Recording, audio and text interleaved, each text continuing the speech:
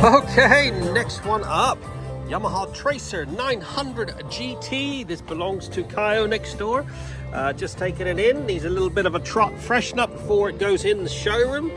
Get all these wheels all sorted out. We'll do our legendary polish on those front exhausts. We'll get some corrosion protection on it. The usual little bits and pieces that happen with these Yamahas if they're not properly protected. 2019 model.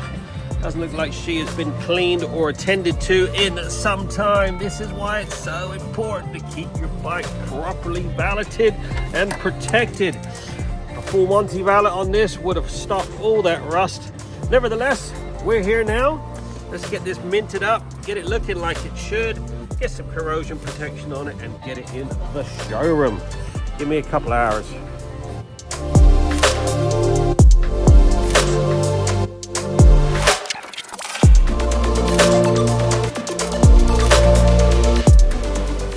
There you go, 2 hours on the dot. Yamaha MT-09 Tracer GT has now been fully trotted and heading to the showroom. Look at that exhaust, it's come up like new.